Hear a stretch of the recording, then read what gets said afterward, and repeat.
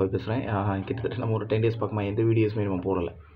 So கொஞ்சம் ஒர்க்கில் இருந்தனால நான் அந்த வீடியோஸ் எதுவுமே நான் வந்து பப்ளிஷ் பண்ணல.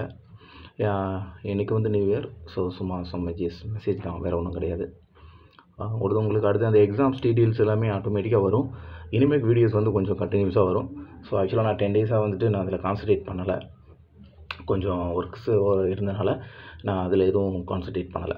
ஸோ இந்த நியூ இயர்லேருந்து நீங்கள் வந்துட்டு உங்களுக்கு ஏதாவது ஆம்பிஷன் இந்த மாதிரி டார்கெட் எதாவது இருந்துச்சுன்னா ஃபிக்ஸ் பண்ணி ஒர்க் பண்ணுங்கள். எப்போவுமே வந்துட்டு இந்த டார்கெட் இல்லாமல் ஒரு ஆம்பிஷன் இல்லாமல் எந்த ஒர்க்குமே பண்ணாதீங்க.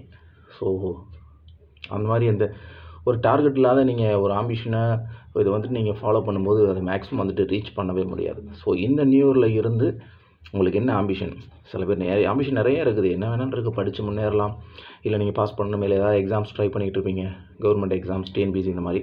ஸோ அந்த மாதிரி ட்ரை பண்ணி பாஸ் ஆனால் அதுக்குன்னு உங்களுக்கு தனியாக ஒரு டார்கெட் வந்துட்டு நீங்கள் ஃபிக்ஸ் பண்ணிக்கோங்க. அதுக்காக நீங்கள் வந்துட்டு கண்டினியூஸாக நீங்கள் ஹார்ட் ஒர்க் பண்ணுங்கள்.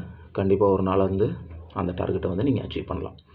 சரிங்களா? ஸோ இனிமேல் வந்துட்டு இந்த எக்ஸாம்ஸ், அப்புறம் இந்த ஹால் டிக்கெட், இந்த மாதிரி ரிலேட்டட் வீடியோஸ் எல்லாமே நான் சீக்கிரமாக கவர் பண்ணுறேன். உங்களுக்கு மற்ற ரிலேட்டட் வீடியோஸ் எல்லாமே போஸ்ட் பண்ணியாச்சு.